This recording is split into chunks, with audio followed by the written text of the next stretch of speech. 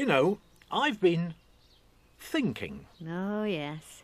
And what have you been thinking? Well, I've been thinking that it's thinking that got us where we are today. Well, I followed your first bit about you having been thinking again, but I got lost on the second bit of thinking. Well, just look at our village today. Yeah, so I'm looking. What can you see? Well, I can see a group of people who aren't exactly living off the fat of the land, but they are doing very nicely, thank you. Right. And how did this happen when, not all that long ago, we lived in a subsistence economy? Oh, now I see what you mean. You mean which pieces of thinking, which ideas took us from one level of prosperity to another? Right. Right. It's quite simple, really. Subsistence is the economy we started out with, and a surplus is what we've got now. Yes. And the way we got from one to the other was by specialisation and by mechanisation. Sometimes a bit of one, sometimes a bit of the other, and sometimes a bit of both. Do you remember what it was like, living in a subsistence economy? Oh, could I ever forget? We used to spend all our time and energy just getting ourselves enough food to stay alive. And there was never anything left over.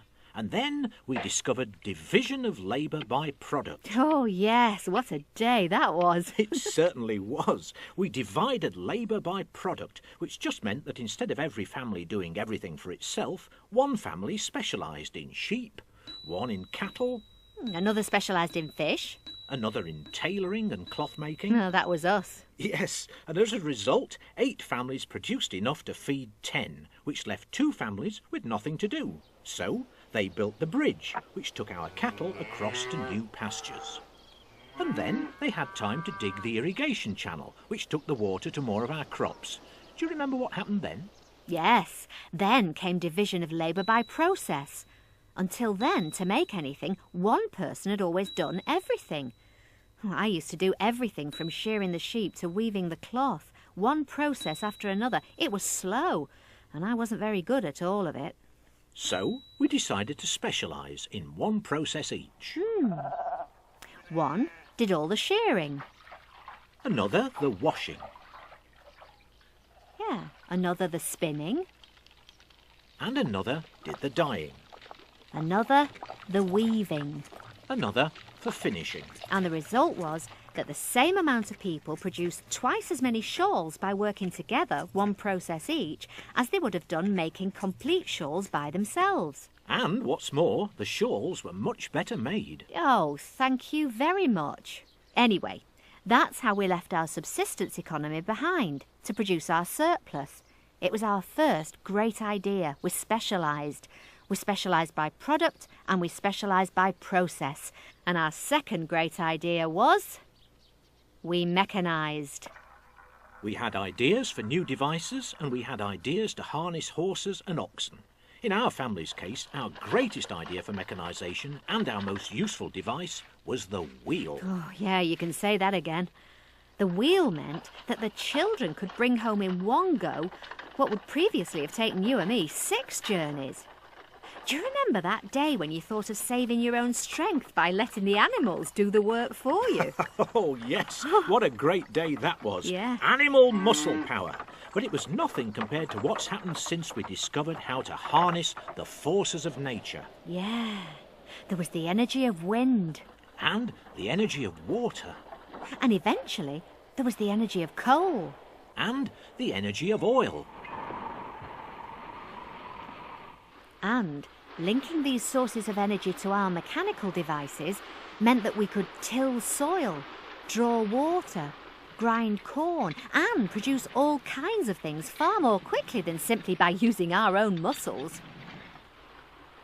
Mechanisation was the second step out of the subsistence economy. We mechanised by inventing devices and by using natural forces to add to our own efforts. And it was specialisation and mechanisation that gave us our surplus. But what is the surplus? What is it that specialisation and mechanisation gave us? First, we now have stores of food that'll last us through the winter. We have a few luxuries to tide us over until the harvest. Second, we have surplus food and manufactured goods that we can exchange for other things we want when the trader brings them. Third, we've built a bridge and a barn and a water wheel. We dug irrigation channels. We've made spinning wheels and ploughs, and they help us protect or even increase our prosperity. Fourth, we can spare 1 or 2 people from the fields to serve the rest. Part of the surplus food can go to somebody who teaches the children and somebody who looks after the sick. And fifth, we have a bit of time to spare. We can play games occasionally, paint beautiful pictures on our crockery, or make beautiful clay figures. Or decorate our huts. So we applied our surplus to 5 different things. Reserves, in this case food. Trade.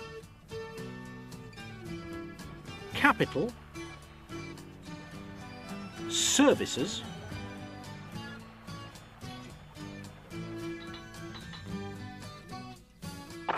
And leisure.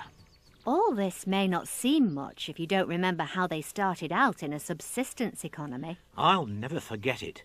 Days of cold, sickness, hunger, days of back-breaking toil. It all seems a long way away now. Yes, we have come a long way. Yeah. Of course, I don't really have to tell you that our community is imaginary. A valley like ours never really existed. Not exactly, anyway, but everything we've seen, everything we've talked about, really happened through the ages, in some community or another. Let's take a look at reality for a minute. This is how men once tried to set down their own reality. These are the actual pictures drawn by primitive men, showing their own lives as hunters and wanderers.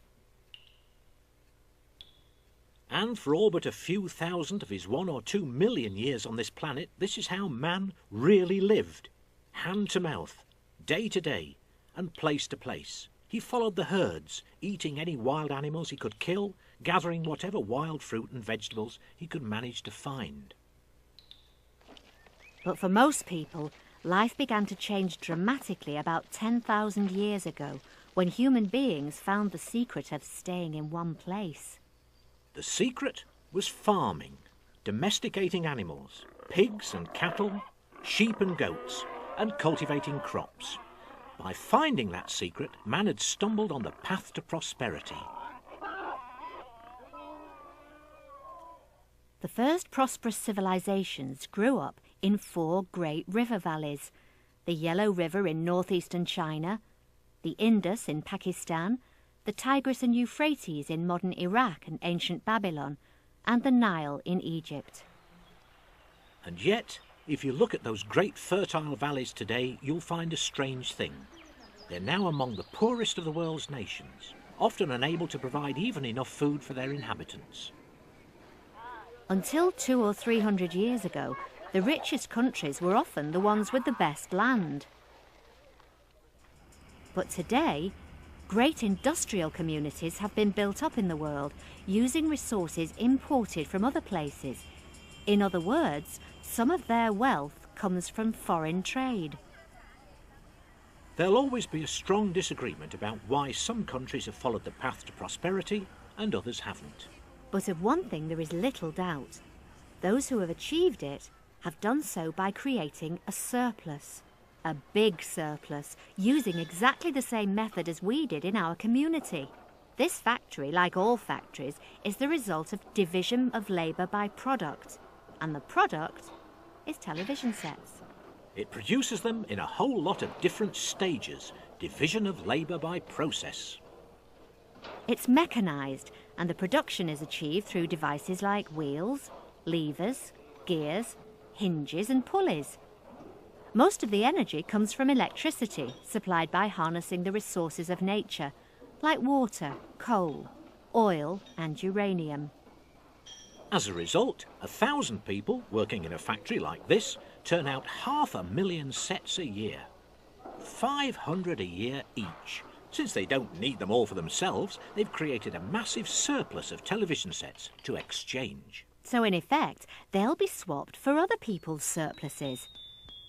For his share of the exchange, a worker in a factory gets food, clothing, heating, a house and a car from other workers who produced more of those things than they needed. He also gets roads, street lighting, a teacher for his children, a doctor and a policeman as well. And after all that, he still has his evenings free to watch a television. Oh, of course, he still has his problems and frustrations.